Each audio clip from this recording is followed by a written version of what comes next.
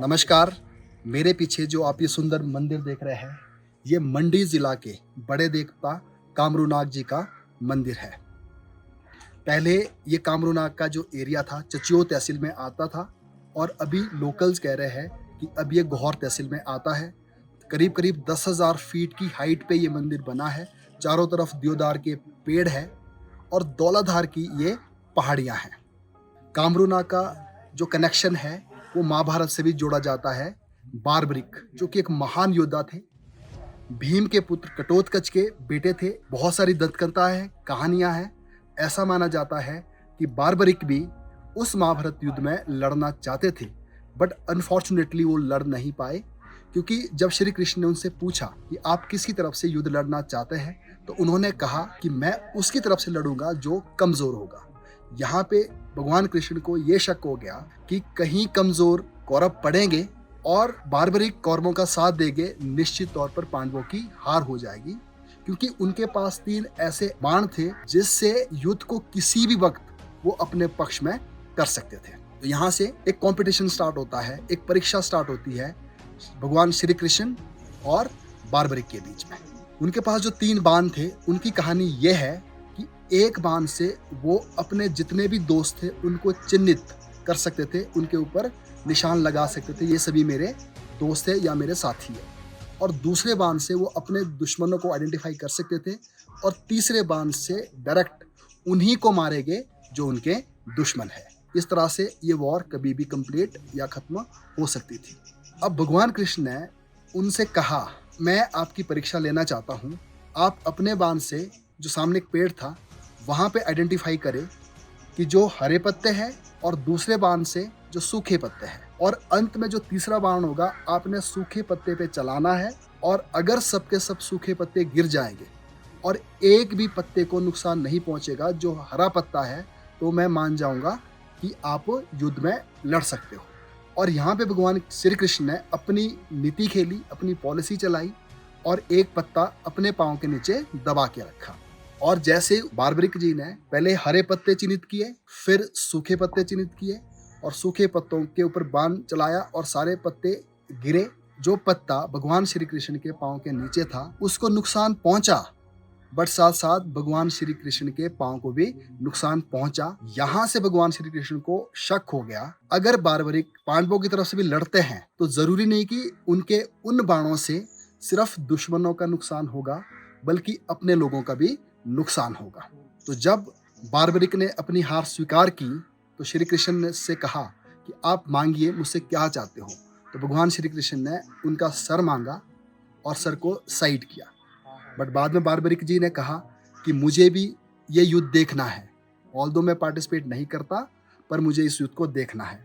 तो जब उनका सर एक जगह रखा गया तो यहाँ पे एक प्रॉब्लम और आती है, जिस तरफ भी वो अपनी निगाह लगाते थे वो पार्टी जीत की तरफ बढ़ती थी।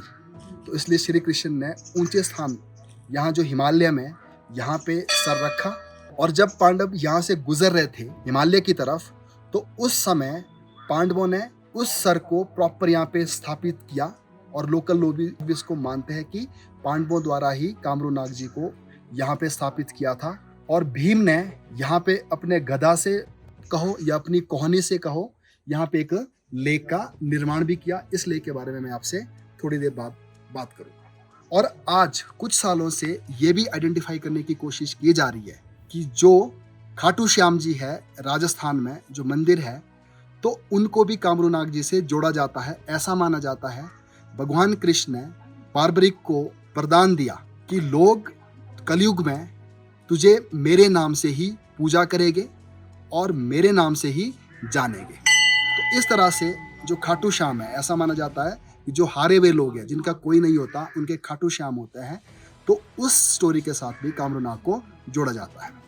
एक कहानी ये भी है, महाभारत में जब अज्ञातवास के दौरान पांडव हिमालय से गुजर रहे थे, तो उनको जब प्यास लगी थी तो उनकी एक इंटरेक्शन यहाँ के जो ट्री गॉड है, पेड़ों के देवता है, यक्ष थे, उनके साथ हुई थी। तो वहाँ पे जो सवाल जवाब हुए थे, तो उससे भी जोड़ा जाता है कामरूनाग को।